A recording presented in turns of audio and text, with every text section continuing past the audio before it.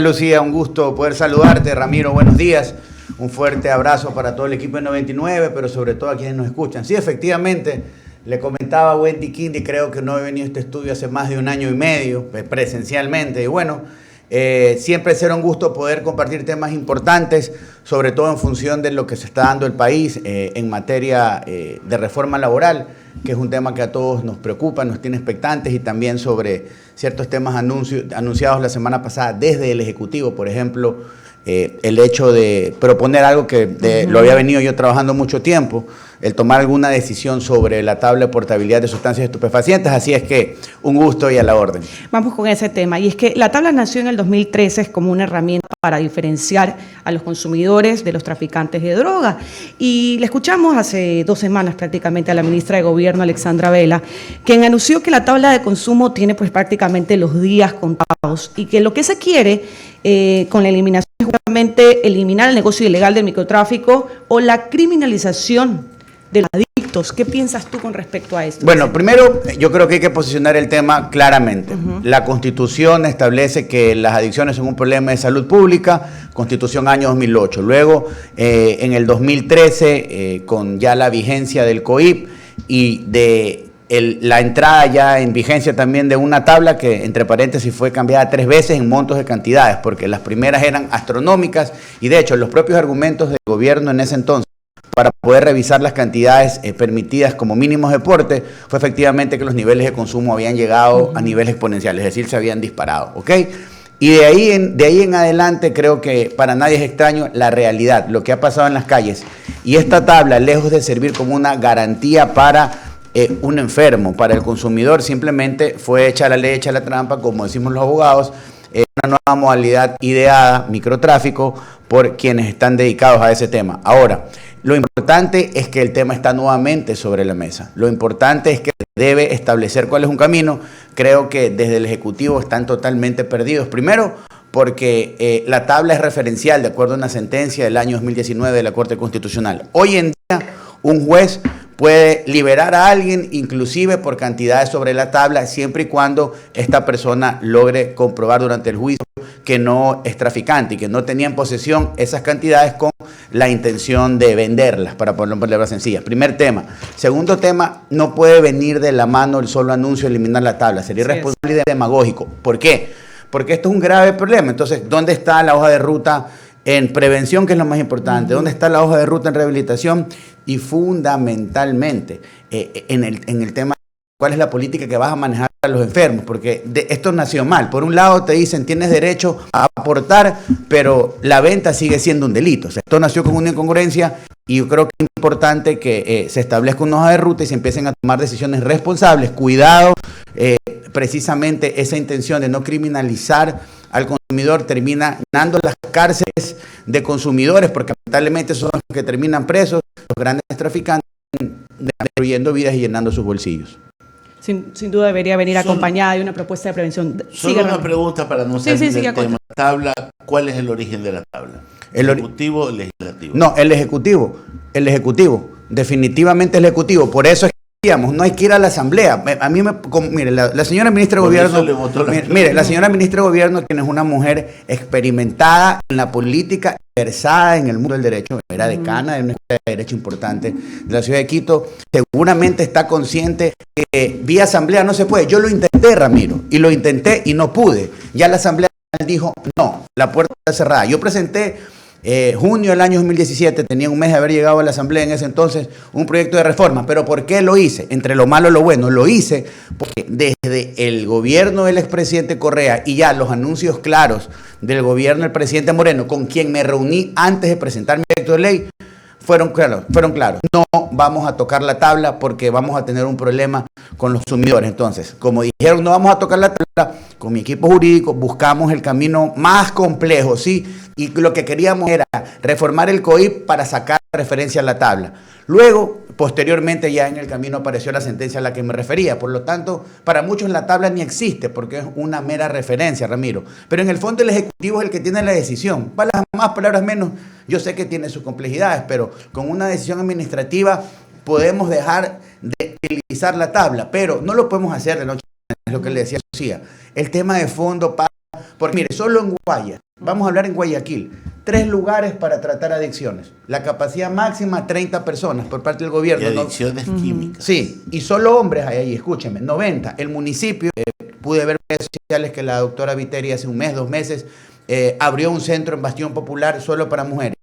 Digamos que en el mejor de los casos 30 más. 120 personas con posibilidad de atenderse por parte del Estado, sea central o local, contra un problema versus un problema de decenas de miles. Entonces, el camino no es decir ya tabla, más allá de que yo creo que eso, soy político, creo que eso tiene otras connotaciones de fondo. Esa declaración, quién viene, quién es abogada, quién es política experimentada, porque la salida aquí ya no tiene absolutamente nada que hacer. Hacer eso es querernos tomar el pelo o perder el tiempo. Estos centros de rehabilitación que hay que trabajar, pero después de ir en otro tema, Lucía, son para adicciones químicas, como le citaba yo. Pero no solo hay falencia esa, hay adicciones químicas, hay adicciones en mala conducta, videojuegos, adicciones sexuales. Hay un montón en que están también inmersas juventudes. O sea, ¿cómo trabajar para que estos centros se den? Acabo de despertar hoy día con una noticia de un chico fallecido 10 días después de haber sido ingresado, dicen clandestino, son sin permiso. Lo que pasa es que nadie entiende la desesperación de los padres al tener que llevar con dolor a sus hijos a algún lugar en un acto de desesperación inaudita a ser atendidos, porque esto descompone la familia, descompone la sociedad, descompone todo. Estamos indolentes. Ramiro, el tema que usted acaba de señalar es absolutamente claro. ¿Y cuál debería ser el camino a seguir?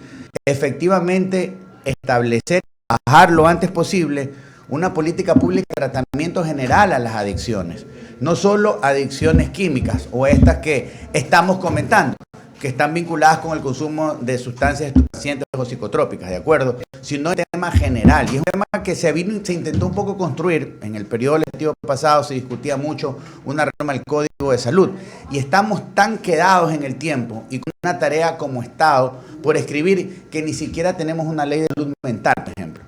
Ni siquiera tenemos una ley de salud mental. Usted tiene un chico con un problema de conducta o de salud mental, solo tiene una institución en donde no reciben a menores de edad. Así es. Entonces, ¿cómo tratar este tema? Y más allá, es una atención, y hablando de salud mental, que es un problema de especialidades. La atención es sumamente cara en una consulta privada. Si usted va a la red pública, ni siquiera hay la medicina adecuada para tratar el tema. Usted tiene psicólogos, pero cuando el tema tiene que ir a otro nivel, a un psiquiatra, simplemente la persona, el ciudadano, está desprotegido. Pero esos son los temas, y valga la entrevista precisamente para poner sobre la mesa los temas de fondo. Sí, lo de la tabla es preocupante, pero es un anuncio que creo yo positivamente abre la puerta a la discusión, pero tiene que venir de la mano de una verdadera política de manejo desde lo público, porque usted dijo algo, Ramiro, la desesperación del padre y de la madre lo llevan a encerrarlo, porque no es internarlo, encerrarlo en clínicas clandestinas, y ese es otro tema. El licenciamiento de quienes hacen rehabilitación desde lo privado, poca efectiva, el efectivo resultado por presupuestos, porque hoy el tratamiento es bastante caro, entre 20 y 23 días solo para desintoxicar a una persona, y luego de eso vivir permanentemente controles que cuestan dinero. Entonces la situación es harto compleja, y por eso decíamos, de acuerdo, bien por esa propuesta de poner sobre la discusión nuevamente es un tema integral. Tomar decisiones, yo no creo que solo tirar abajo la tabla, que estoy de acuerdo, porque usted como abogado, Lucía es abogada también, entenderá que fue un recurso procesal utilizado por abogados sinvergüenza para transformar al expendedor en consumidor y así no retenerlo en un centro de detención, de privación de la libertad. Y abusado de ese recurso, estamos viendo todo lo que ha derivado del microtráfico, los sicariatos, etcétera, etcétera. Entonces, si este tema no lo tratamos de manera responsable e integral, hemos estado hablando. Mira, y un último comentario, y como abogado, y usted acaba de precisar la discusión, muchos cuestionan el hecho y les preocupa de que la tabla se vaya. Señores, hoy prácticamente la tabla no existe. La tabla, de acuerdo a una sentencia de la Corte Constitucional, es únicamente referencial. Si mañana a alguien lo apresan teniendo X cantidades de marihuana que superan las cantidades que la tabla establece, el juez si dentro de la valoración, dentro de lo que presenta la instrucción fiscal, establece que esta persona no tenía el ánimo de venta, de comercialización, simplemente era consumidor, lo puede soltar.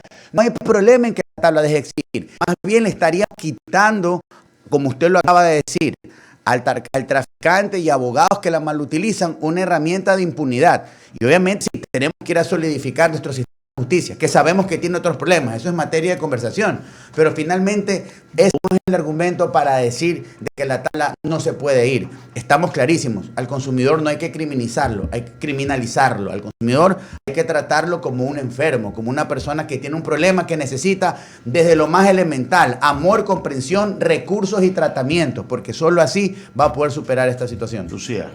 El abogado Mendoza ya se encuentra aquí. Abogado, ¿quiere seguir con ese tema o cambiamos? Cambio el tema, Vicente. Buenos días, qué gusto tenerlo acá. Ya me asusté cambiando el tema, en la política. No, es práctica legislativa. Sí. Tengo una inquietud y usted domina eso.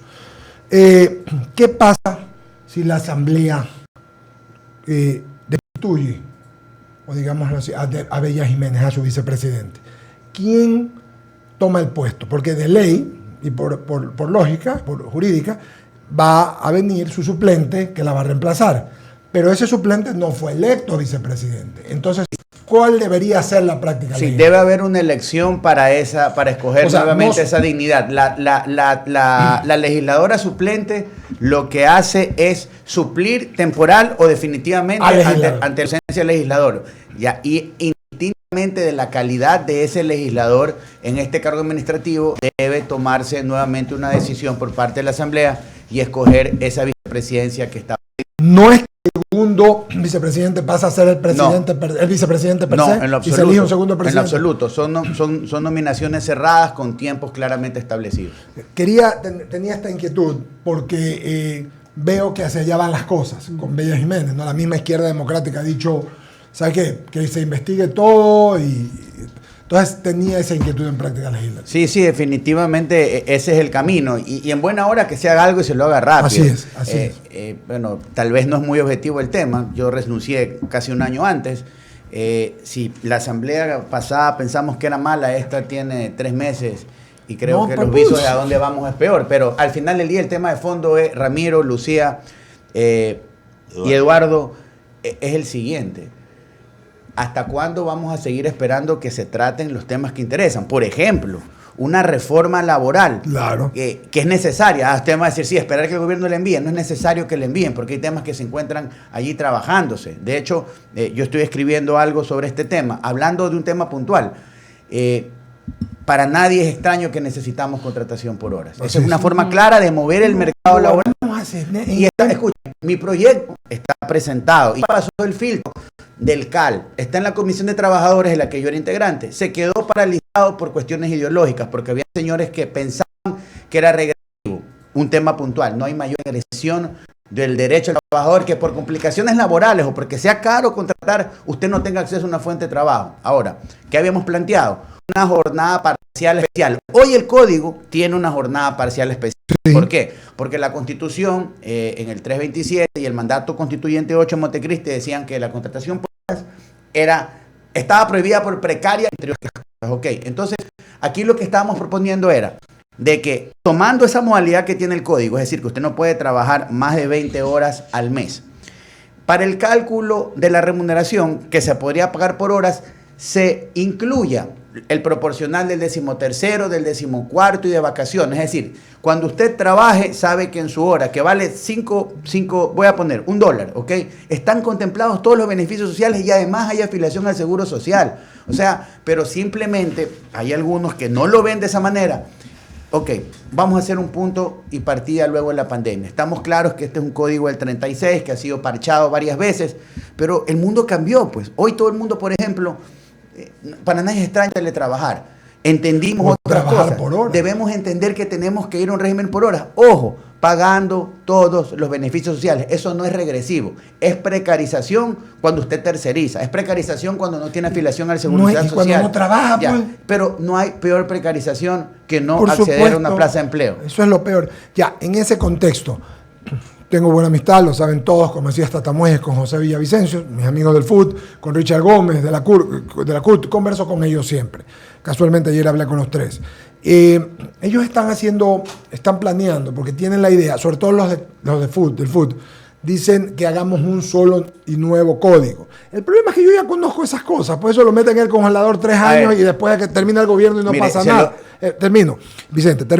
El gobierno, por su lado, el presidente ayer en una entrevista con el Diario del Universo dice vamos a hacer un nuevo código. Entonces yo planteo con esa, porque hasta el presidente del lado oscuro en alguna vez dijo eso. Yo le pregunté y dijo, bueno, podríamos volver a ver el tema que estás diciendo tú. Entonces la conclusión es, unamos pues los dos, si viene uno y el otro, y hagamos una transitoria, que los dos funcionan mientras se hace uno solo y no se pierde tiempo. Podría ser una opción, Vicente. Abogado, y también ayer en la entrevista con Luis Salgadillo, el presidente dijo que los ecuatorianos podemos convivir con dos códigos, con el código de trabajo y con el código de la ley de oportunidades. Lo dijo también con ¿Se puede o no se puede? Definitivamente. Lo peor es no hacer nada. Claro. A ver, voy a ser claro. En el 2017, mayo, llegué a la Comisión de Trabajadores. Inmediatamente, la señora presidenta, que era la presidenta de la CUT también, de esa ala sindical que Correa se creó para pelear con el FUT, empezó a escribir el Código Integral de Trabajo. Nos llevaron a pasear por todo el Ecuador. Terminaron los 4 años del proceso anterior y ahí está ni siquiera un borrador pulido. Claro. ¿Cómo pasaba eso? No. Quienes pensábamos diferente, sí, presentamos, la palabra que Ramiro dijo es clarísima, ¿no? En todo caso, se presentó, mis queridos amigos, una propuesta, digamos que puntual. Yo la llamé nuevas modalidades contrarias, me acuerdo, buscando adecuar lo que dice la Constitución y lo que tenía, sabemos que no iba a haber ahora. Es correcto tener un código integral, pero mientras tanto tomen decisiones, por favor, porque cuando usted habla con un empresario, vamos a hablar desde el tema privado, que es en donde tenemos el grueso de la contratación. Dicen, primero, estoy complicado por la pandemia, no me dan crédito, contratar es complicado, me lleno de problemas. Entonces, esto no pasa por descomplicar, esto pasa por simplificar garantizando derechos. Hemos hablado de un ejemplo y creo que esas cosas tienen que tratárselas hasta que ese código integral tiene que ser construido de verdad. Digamos que tome 2 años, ok, pero usted tiene que sentar en la mesa a todos los amigos que usted acaba de mencionar, a los representantes del Ejecutivo, escúcheme, al representante del sector productivo, pero fundamentalmente también a un representante de los que no tienen trabajo. Aquí hacemos una reforma laboral y nunca hay un representante de los desempleados. Simplemente, claro, la ley no establece que estén, pero si lo vamos a hacer, hagámoslo bien. Pero no podemos perder tiempo. Son temas sencillos. Seguramente tienen otro invitado. Podemos ir a una contratación, una jornada parcial especial calculada por horas. Y así no queremos llamarla contratación posible. Es una cuestión de decisión. Reitero, se tiene que integrar el pago proporcional de beneficios sociales, afiliación al Seguro Social. Segundo tema, hay que eliminar el recargo del 35% de los contratos eventuales discontinuos. Eso, lejos de darle seguridad al trabajador, ha fomentado desempleo. Tercero, tenemos que revisar de una u otra manera contratación a plazo fijo. ¿Ya? ¿Para qué? Para nuevas empresas, para nuevos emprendimientos a partir de la reforma legal. Eso sí va a dar trabajo. Y por ahí hacer uno que otro toque. Yo creo que inicialmente con eso es bastante. Con eso se va a empezar a mover el mercado laboral. No, ya. No, Jaime, sí, Jaime Velázquez, por favor. Jaime, buenos días, Jaime. ¿Cómo estás? Jaime. Está en la plataforma. ¿Qué tal, Eduardo? ¿Cómo están tus compañeros? Vicente, un abrazo a la distancia. La verdad es que escucharte sobre el tema, uno de los temas más conflictivos que existen actualmente en el Ecuador, que es el tema laboral, y el tema de la tabla de drogas, ¿no? Estaba escuchando y tú decías pues que efectivamente se viene esta reforma laboral con una serie de, digamos algunas reformas que se quieren hacer para poder trabajar en el Ecuador. Pero realmente en la Asamblea, ¿tú crees que eso se va a dar? Porque la verdad es que no creo que haya la predisposición en la Asamblea para cambiar un código obsoleto, porque realmente no cabe, digamos, el cambio de acuerdo a ciertas posiciones radicales de ciertos dirigentes. No sé cuál es tu comentario al respecto, Vicente. Sí, tu pregunta es clara y lo vamos a responder puntualmente, no con el onanismo que algunos lo están haciendo en materia laboral. Mira, el tema es clarísimo. Es mucho más fácil hacer un trabajo interno y determinar qué se encuentra caminando en la Asamblea en este momento para reformar lo que sea concordante en lo que quiere hacer el gobierno. Si el gobierno va a presentar un proyecto que para muchos tiene que terminar en una reforma constitucional para la contratación por horas, va a tener muchos problemas desde los políticos hasta problemas de conceptos en cuanto a la argumentación legal, si es regresivo o no es regresivo. Y aquí el camino es escoger la reforma más práctica, que tome menos tiempo, y eso es un tema importante. Claro, la mayoría con la que el gobierno, entre comillas, trabaja en la Asamblea, ya no sabemos ni quién es, porque por ejemplo Pachacuti ya abiertamente hace más de 10 días dijo, no vamos a ir con ciertos temas. La veremos en el cambio de vicepresidente. Ya, entonces, efectivamente, ya ahí hay un ejercicio práctico. Pero más allá de eso, esto es un tema de todos, y ahí el gobierno tiene que tener, sí, la capacidad de tender los puentes de diálogo, porque una reforma política no es una reforma, al Código de Trabajo no es una reforma de una mayoría legislativa, es una reforma que necesita el país. Y si quieren reformar el Código integralmente, yo creo que van a perder tiempo y van a tener problemas. Deben ponerse hitos, al menos destrabar 3, 4 temas. Yo no soy el dueño de la razón. Yo como abogado, Ramiro, lo que he hecho es simplemente una propuesta de lo que creo que es más fácil y que conozco se encuentra caminando. Y de hecho he enviado una carta al bloque legislativo del PCC en ese sentido. También he enviado una carta a los señores asesores jurídicos de la presidencia diciéndole como abogado, esto está en marcha para que se enteren. Los proyectos están calificados. Ya pasaron el filtro político y el escarnio público del CAL, de la comisión, es cuestión de decisión. Y creo que es menos difícil o más sencillo poner de acuerdo a 5 legisladores en una comisión y llevar un tema al pleno que ir a intentar recién convencer a toda una asamblea de un proyecto integral de reforma laboral. Lo que pasa, Vicente, es que la posición, digamos, de estos dirigentes radicales, lo que dicen, y creo que tal vez dentro del ámbito jurídico, efectivamente la Constitución no permite el tema de contratos por horas. Entonces tienes que cambiar la Constitución, eso no hay duda, eso hay que hacerlo. ¿Cómo hacerlo desde el punto de vista antes de ir a la Asamblea? Porque la verdad es que ir a la Asamblea es perder el tiempo. A ver, si la reforma va directamente fundamentada en el sentido opuesto a la Constitución, no se puede hacerlo, simplemente la Asamblea no lo va a tratar, pero es allí cuando hablamos de la necesidad de ir a utilizar los argumentos que hoy tenemos en la ley. Y hoy la ley contempla una jornada parcial. ¿Qué es lo que nosotros estamos proponiendo? Que sea una jornada parcial pagada de manera especial. Que siga siendo la misma jornada parcial, que tiene límite de 20 horas a la semana, pero que para el cálculo se pueda incluir que para la forma de pago pueda ser pagada, cuantificada por horas, pero que se incluyan todos los beneficios sociales. Es la misma jornada parcial especial, solo que tú en lugar de pagarla en la quincena y el 30, la puedes pagar semanalmente o la puedes pagar cada X días, depende cómo lo convengas en tu contrato de trabajo. Y no es inconstitucional porque no estás yendo a una contratación ilimitada y abierta y contratación por horas. Es precisamente intentar ser creativos para descomplicar el tema y generar, por ejemplo, en sectores de servicio, como en temas de producción digital, como en temas de restaurantes, como en tema del turismo que está tan golpeado, que tengan la capacidad de tener acceso y a contratar a alguien 2 horas a la semana, 3 horas a la semana, 5 horas a la semana y no tener que ir a una contratación de 20 o de 40 horas porque tu economía no te da. Yo creo que es posible hacerlo, no es sencillo, definitivamente hay que seguir puliéndolo, precisamente para eso es el debate legislativo, pero es mucho más práctico buscar eso que ir desde cero a intentar, como tú acertadamente lo has dicho, hacer una propuesta que si no hay reforma constitucional lamentablemente no va a caminar. Vicente, muchas gracias. Le doy paso a Eduardo. Vicente, yo escucho con mucha atención el planteamiento. Primero, los 2 códigos me parecen interesantes. Y le voy a decir por qué. Porque si sale un código nuevo, el mundo va a quedar obsoleto por el paso del tiempo. Pues las nuevas contrataciones van a entrar en vigencia con nueva estructura legal laboral, ¿ya? Y el otro va a ir muriendo por inanición. Es lo que yo veo en el tiempo.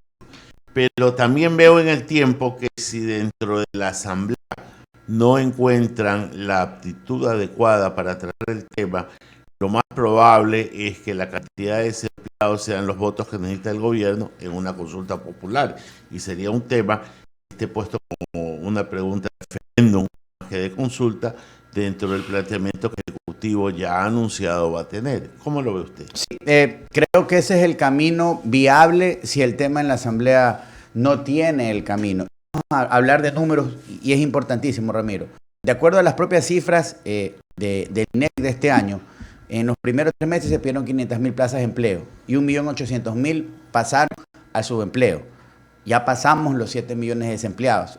El argumento es clarísimo y ese va a ser el caudal de respaldo que el Ejecutivo va a tener que utilizar tarde o temprano si no llega a un consenso para que esto se mueva desde las esferas políticas alternativas y tiene que entenderlo así. Y esta discusión, yo lo decía, no puede ser la reforma laboral sujeta o estar supeditada a una mayoría legislativa. Esto es un tema muy complejo y lo único que avisoramos es que se van a seguir perdiendo plazas de empleo y la gente ya no puede esperar y aquí puede pasar cualquier cosa. Yo coincido absolutamente con usted en la figura del referéndum. Ese es un tema importante, ese es un tema de agenda país, más allá de paralelamente las otras cosas que aún seguimos esperando, ¿no? La hoja de ruta, incentivos tributarios, cómo vamos a traer inversión, qué va a pasar verdaderamente con el gasto público. Ya tenemos ahí un pincelazo con ese tramo pro forma que se está discutiendo. Y ahí tenemos un pincelazo, ahí que estamos hablando. ¿O cuál es la forma de discutirlo, de analizarlo? ¿Qué pasa verdaderamente con el nivel de gasto público? ¿Qué pasa con la inclusión en el presupuesto de los tácticos que verdaderamente estimulen lo que necesitamos estimular? Entonces, ¿sabes qué? Pero hablando de ese tema, ¿no?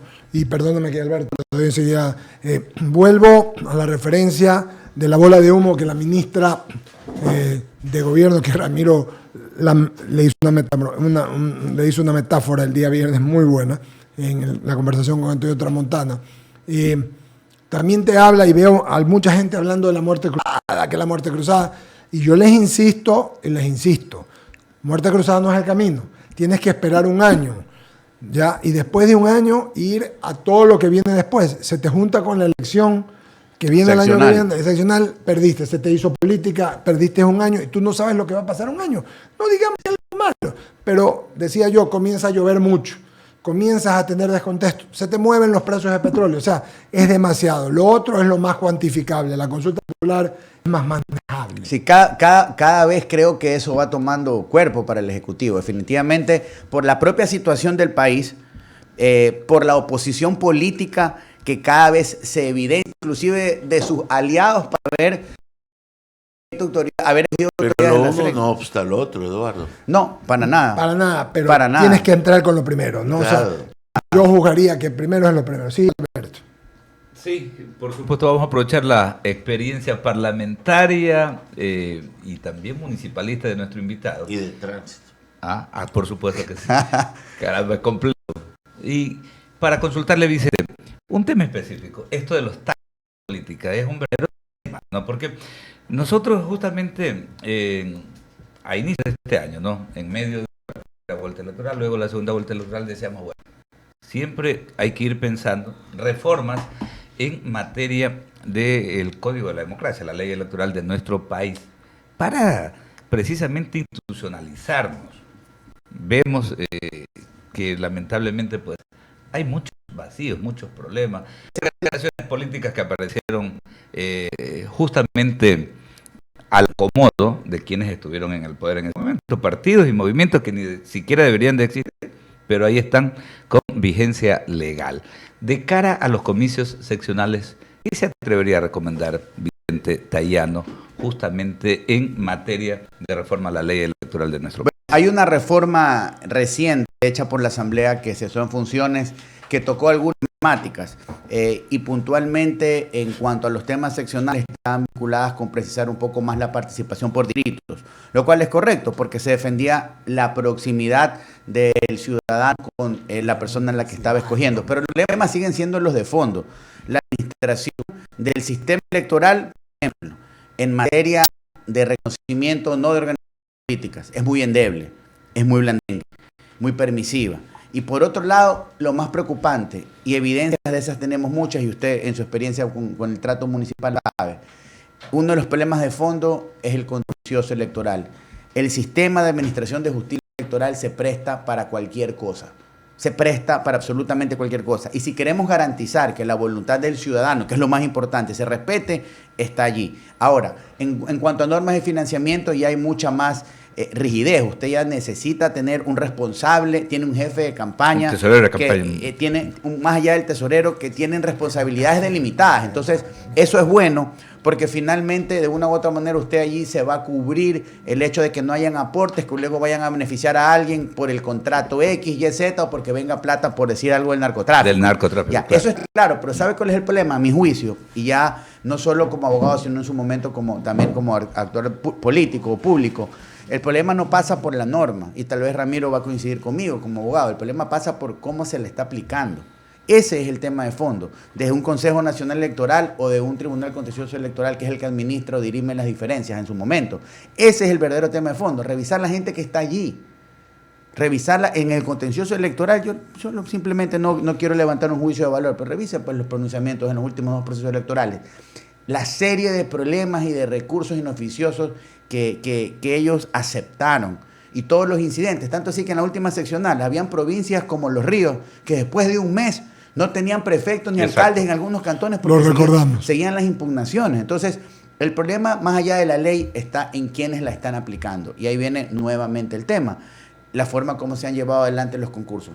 Hay un tema de fondo que no ha sido resuelto y quedó boteando. ¿Qué va a pasar con el Consejo de Participación Ciudadana y Control Social? Mientras no haya una reforma a la Constitución, un cambio a la Constitución, de cualquier manera, usted va a tener ese estamento allí, que a mi juicio no sirvió nada más que para poder en su momento concentrar poder. Se ha intentado por allí en el camino y, por ejemplo, personas honestas y valiosas, como alguien que está en esta mesa, en su momento pasaron un régimen de transición, que un poco hizo las cosas de mejor manera y trató de enderezar el tema.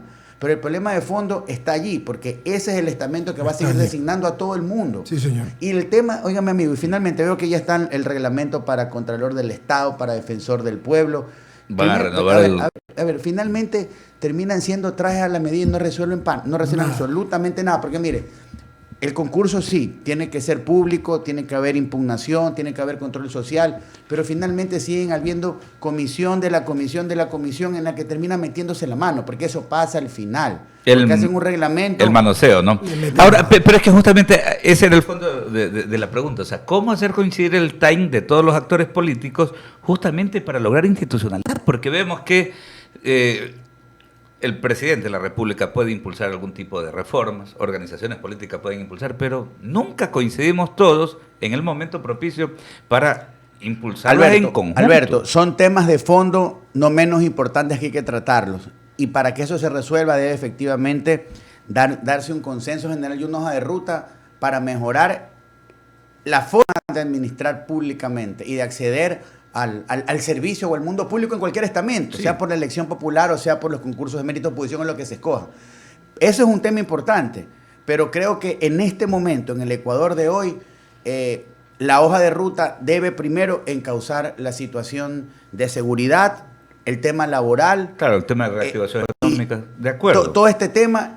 Y cuando eso pase, va a haber un escenario propicio para hablar de política, porque la gente odia la política, la gente en este momento no quiere saber de política. De hecho, por eso el resultado de la última elección, por eso a gente como a Herbas, como a Yacu, con el discurso antisistema y diferente, guste o no guste, yo no estoy haciendo un juicio de valor, tuvimos candidato y que ganó la presidencia de la organización política en la cual yo participo, ellos tuvieron un buen resultado electoral. Yo coincido, Alberto, con usted. Es necesario tocar porque esos son temas propios no solo de la democracia, sino del Estado de Derechos que vivimos y de la participación del ciudadano hasta en el control social. Creo que a mi juicio no debe existir ese Consejo de Participación Ciudadana. Creo que hay que discutir una forma distinta y muy transparente de escoger autoridades. En algún momento se hablaba, regresemos al legislativo, se lo satanizó por todo lo que pasó en los 70, en los 80, en los 90. Pero si ponemos en una balanza, no voy a defender ese sistema. Lo que pasaba en el país y los resultados con ese sistema y con lo que hemos tenido desde la Constitución del 2008 con este nuevo sistema, creo que las cosas caen por su propio peso. Sí, ahora, y ya solamente algo muy puntual, y ya que mencionaba organizaciones políticas. ¿Y cuál es la responsabilidad de las organizaciones políticas precisamente en esto? Es gravísima. Las organizaciones políticas en gran parte son las culpables de lo que está pasando. Ramiro siempre cuestiona algo, ¿no? Y yo estoy de acuerdo, ¿no? En el hecho de que, por ejemplo, la gente se deslinda. O sea, pusieron de candidato. No, pues ya que responda él. No. Pero un ratito. Y la organización política también. Ustedes tienen la absoluta razón y nadie aquí puede sacar el cuerpo. Vamos a ser claros. Una organización política, y eso es un tema de fondo, y todos han caído en lo mismo, todos hemos caído en ese momento. Cuando usted dice, ve quién gana, ve la calidad, bueno, y vaya, ¿cuál es el mérito? ¿Cuál era la trayectoria? ¿Cuál era la formación? Por eso es cuando llega a pasar lo que pasa. En algunos casos, hay honrosas excepciones también, pero en todo caso, yo creo que aquí debe haber una golpeada de mesa, inclusive al interior de todas las organizaciones políticas. Todas. Que verdaderamente lo que dice el Código de Democracia, que la justicia, que ¿cómo se llama? La democracia interna se dé, que los perfiles sean hacia ir, pero bueno, eso será materia de otra larga también conversación. Sí, antes de pasar y saludar a Javier Segarra, nosotros hemos estado entrevistando a los ex candidatos por los 100 días. Hemos tenido casi a todos, creo que nos falta Juan Fernando Velasco. Y de ellos escuchamos muchas ideas. César Montúfar nos dijo la semana pasada que deberíamos ir a una consulta popular, pero preguntarle a la gente si queríamos hacer una nueva constitución o si queríamos seguir con la misma. No digo que sea perfecto, pero escuchándote creo que corroboramos todos el criterio de que hay que hacer lo que hay que hacer, pero son parches, porque realmente el fondo son personas las que hacen los organismos, pero también parches. Haces lo del consejo, haces lo del contencioso, que para mí no tiene necesidad de existir. Totalmente. Tampoco es un organismo que no debe existir, yo pienso, ¿no? Y en fin, comienzas a hacer, pero son parches a la hora de la hora, y no es un camino que no debe ser ahorita, pero que no es algo que no debemos ver con mucha distancia, Vicente, ¿no? Desde Montecristi acá, el modelo está no solamente agotado, sino que sin duda coincidimos, pero el tema, yo lo regreso al plano. Cuando nosotros que estamos aquí en este nivel, estamos en la cabina, y gracias a Dios tenemos un nivel de formación, podemos comer todos los días. Usted va, de acuerdo, pregúntele qué piensa de una reforma constitucional al que no tiene trabajo, al que no sabe si hoy día cómo se regresa a la casa, al que se está muriendo alguien por una pastilla, porque eso es lo que vivimos, y sin hablar de los otros problemas. Pero ahí está el desafío, ese es el arte de la política. Para eso se escoge presidente, para eso hay legisladores, para eso tenemos alcaldes, prefectos, pero es momento de llevar hacia allá una agenda país. Nunca va a ser totalmente imparcial, porque todos tienen intereses. Sí, pero que sea objetivo. Pero por lo menos que tenga los temas de fondo. Una agenda país que hay que trabajarla en reformas, en incentivos, pero primero lo primero, y seguridad y trabajo. Javier Segarra Torres, querido amigo, buenos días. ¿Cómo les va? Buenos días a todos ahí en el panel y saludos también, doctor Tayano. Mi inquietud, doctor Tayano, es, y usted fue asambleísta, estas glosas que tienen 25, 30 asambleístas, ¿cómo puede entender el ecuatoriano esto? ¿Qué tal, Javier? Un gusto saludarlo a los tiempos. ¿Sí? ¿Sigue hablando? Sí. Ok, sí, definitivamente. Es un tema que no tiene presentación, no solo porque quienes están ahí están representando a los ciudadanos. La respuesta del otro lado es sí, están impugnadas, no están en firmes, todos tenemos derecho a defendernos, debido proceso, etcétera. Sí, el deber ser y el ser, y en la vida pública eso es importantísimo.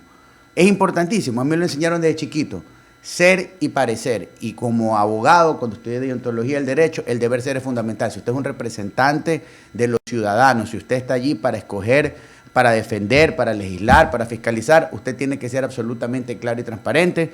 Yo no estoy haciendo un juicio de valor en relación a las causas ni por qué están allí en esa lista, pero definitivamente cuando el ciudadano ve eso dice, ¿qué podemos esperar? Esa es la respuesta. Claro, si un hombre pobre ve eso, dice... Ya, y ¿sabe por qué? Porque las glosas no vienen de una actuación en la vida privada, las glosas vienen de un ejercicio de una función pública mediana, no importante, como quiera catalogarla. Yo digo la responsabilidad de los partidos políticos que los candidatizan. Allá va. Entonces, allí viene el tema. Peor con glosa. Ahí viene el tema, porque ¿de qué viene una glosa? La glosa no es otra cosa que usted tiene un billete que responder. Palabras más, palabras menos, ¿cierto? O una acción que está cuestionada. Sí, en todo caso, usted hoy está representando a la provincia X, Y, Z en la asamblea. Y antes fue funcionario público. Y tiene una cosa, es porque algo pasó, debida o indebidamente, tiene el derecho a defenderse, sí, en el ejercicio de su cargo público de ese entonces. Entonces, cuando el ciudadano de a pie ve ese tema, dice, bueno, aquí algo está pasando, pues. Y ese es un tema, obviamente, que si usted le pregunta directamente, Javier, cada quien tiene que responder por ese tema, ¿no? Ya, y la inquietud que puede surgir entre los ecuatorianos es cómo pudo alguien ser candidato teniendo glosas. Claro, es lo que dice Ramírez. Absolutamente, y como abogado también le digo, cuando usted se va a inscribir, Javier, cuando usted se va a inscribir, usted tiene que llenar una serie de formularios, usted tiene que presentar una declaración juramentada en la que establece que no tiene impedimento alguno. Y eso lo aprueba el Consejo Nacional Electoral. Y el Consejo Nacional Electoral hace el filtro de calificación. Entonces, habrá que revisar en cada caso en particular cuáles fueron los argumentos, si cumplieron y no cumplieron. Y obviamente quien los califica No digo que es el responsable absolutamente, porque esto nace de la persona, también el Consejo Nacional Electoral en ese sentido. Ramiro seguramente lo argumentó como abogado, cómo usted terminó inscrito como candidato siquiera, si tiene una glosa. Yo también pregunto lo mismo en todos esos casos. Ya. ¿Y puede un contralor negar la información a un asambleísta? En este caso, eso es una barbaridad. No, en lo absoluto. Es una barbaridad jurídica. Eso es información de carácter público, pues. Esa es información pública, a mi juicio no lo puede hacer. Que iba a ir al procurador, eso solamente es dilatorio. Amigo, eso se llama lanzarse la pelotita con H, como lo decía el querido Ramiro, ¿no? Totalmente. Y tal vez para comentarlo, para que lo escuches, Javier. Porque en el barrio se llama hueveo, y no es mala palabra. Y yo lo digo para darlo fino, por el día jueves, hueveo. Para que lo escuche Javier Segarra, yo lo comentaba, lo escuchó Ramiro, porque fue materia de una conversación ayer. Tú lo decías al aire, Javier, en el sentido de que cómo puede ser posible que el Contralor, y en ese momento no teníamos todos los elementos. Estuvo la semana pasada acá. Cuando ya lo conocimos con el transcurso del día, hoy comentábamos de que también, a ver, si el doctor Río Frío ocupa la Contraloría General del Estado, o sea, perdón, pero uno ocupa un cargo, acepta un cargo, si es que voy a tener toda la entesa para asumir todas las responsabilidades. Pero esto es que una cosa tan sencilla, como el doctor Vicente Talla, es información pública, que venga a pretender ese resquicio, que el Procurador General del Estado que se pronuncie, discúlpenme si es información pública, y hay acá pues términos legales. Totalmente de acuerdo, Alberto. De acceso a la información pública. En fin, hay una serie, en el ordenamiento jurídico ecuatoriano, justamente hay una serie de situaciones, pero no está bien. Y yo incluso, Javier y Jaime, decía algo, porque también políticamente se saniza. Todo funcionario público está pues abocado al escrutinio. Sí. Y a veces se utiliza, se sataniza. Es que lo está investigando la Contraloría. No, lo está investigando la Contraloría, el trabajo es hacer la auditoría, siempre tiene que estar haciendo aquello, y en muchos casos, pero eso es porque no hay transparencia en este país, porque es público y más bien uno como funcionario debe de hacer público. Es que ahí hay tema, yo he sido funcionario público varias ocasiones y entiendo el mundo público y también entiendo que uno está sujeto a varias cosas, sí. Inclusive a los malos entendidos, a las malas apreciaciones, pero cuando uno acepta estar en el público, lamentablemente en este país tiene que entender que va a pasar eso y mucho más.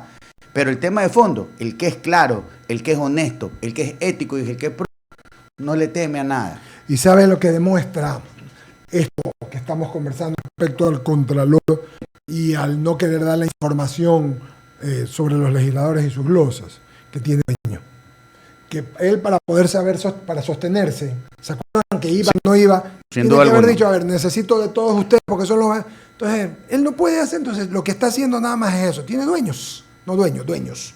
Ya, entonces él políticamente tiene que moverse y no le importa la transparencia, no le importa. Es que al final del día esto se resume en la supervivencia en el cargo. Entonces, la supervivencia en el cargo probablemente está sujeta a una variable.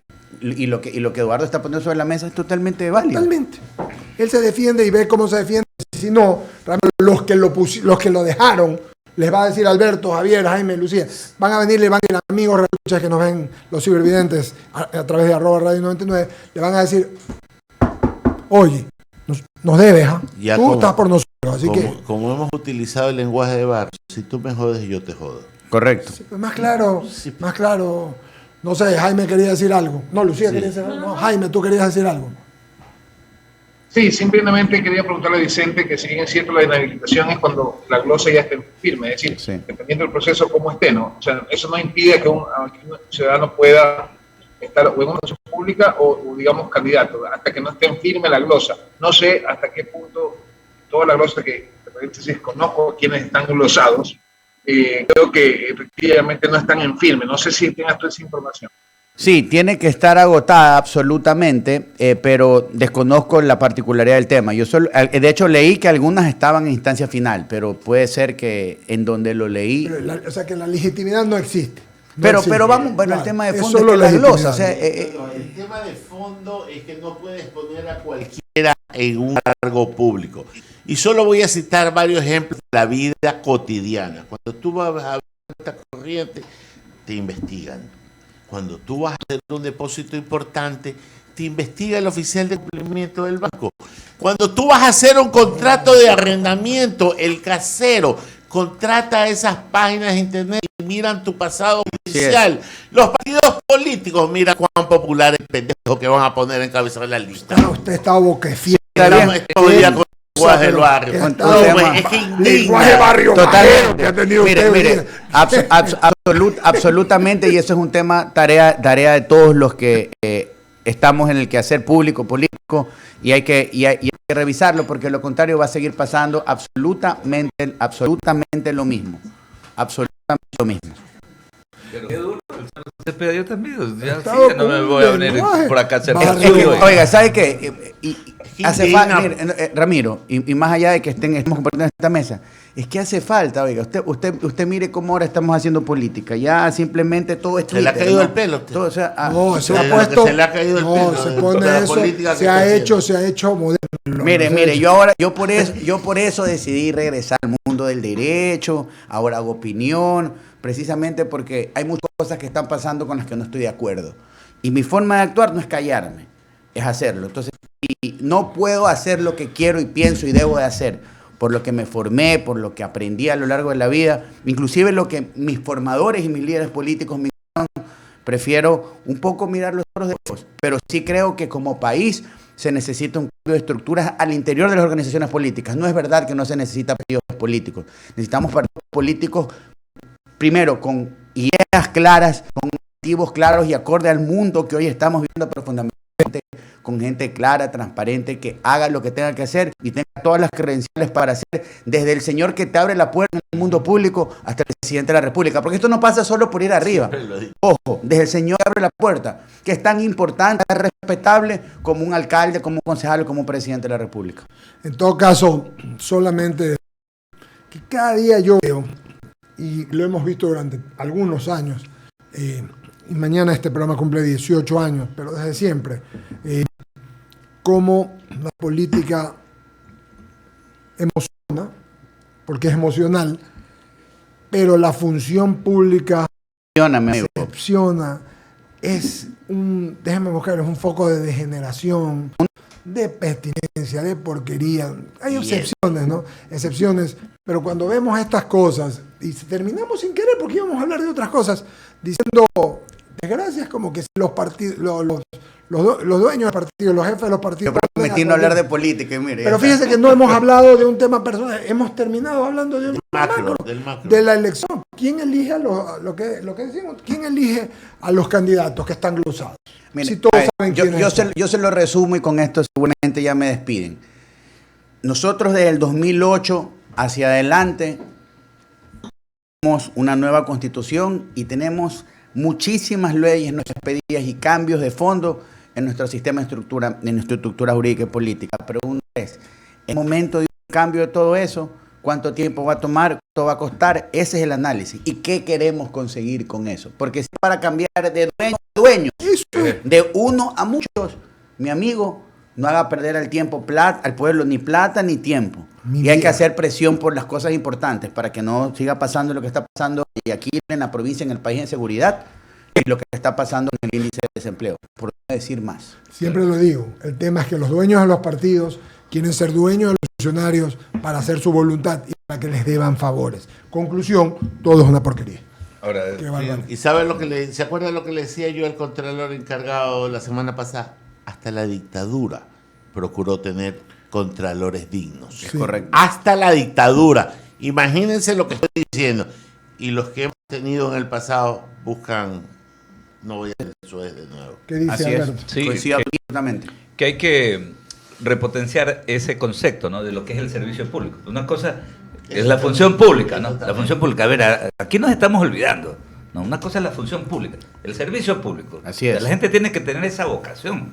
Es más, la ley se llama Ley de Servicio Público. De servicio público, Lo sé. pero solamente Ley queda Orgánica de así, ¿no? Servicio Público, ¿no? Claro, pero solamente está en el enunciado, en el mero enunciado. Y eso es lo que hay que cambiar. O sea, la gente tiene que entender eso. Sin ¿no? duda alguna, Alberto. De que si uno se mete en este tema, y por eso es que aquí a veces uno llega de buen genio en la mañana, pero Sí. se va descuadrando con el transcurso de la jornada. ¿Sabes por qué? Porque aquí uno ve, ya la gente está apuntando, algunos partidos y algunos interesados. gente que está ocupando alguna función ya están buscando y ya están Mira, apuntando para la reelección, y otros que quieren ser candidatos. Y fastidia ver, ¿no? Fastidia ver el hecho de que no anuncian qué quieren hacer, no te dicen qué es lo que pretenden. Alberto. Ni hablan. Oiga, Alberto. Y por Mire, y Ramiro, en el mundo público y político hay algunos que se han quedado en el tiempo. Sí. Yo le afirmo que me salgo ahorita, abro mi teléfono y voy a tener bastantes mensajes, y algunos equivocados, no solo con su justo derecho a discrepar, sino pretendiendo que tienen la razón. Y esas son las cosas que uno debe revisar. Y no digo solo afines a mi tienda política, porque yo tengo amigos en todos lados. Lo sé. Y efectivamente les voy a escribir un mensaje, Eduardo, ese pasó. No me subo al carro, ¿qué va a pasar? Esa es la realidad, ese es el desafío, eso es para lo que hay que trabajar para cambiar. Ojalá podamos. Gracias, Vicente Tallano. Gracias por esta conversación que pensamos abordar temas de otro tipo, la pandemia y otras cosas más. Terminamos hablando de práctica legislativa, terminamos hablando de temas legislativos y de política. El señor Cepeda que viene con sus temas ácidos también de la Siempre política. viene mal genio. Sí. No, lo que pasa es que estoy mal genio porque Oiga, Jaimito no está en cabina. Yo lo extraño, Jaimito. Yo no venía a una entrevista presencial desde febrero del 2020. Venía yo nervioso, mi maestro Cepeda, yo lo escucho, a veces está vehemente, y si me tocaba el número de idea aquí, pagaba piso. Pero salimos bien, me voy airoso. Salude a Dick Tracy también. Ay, Ay, me relaje.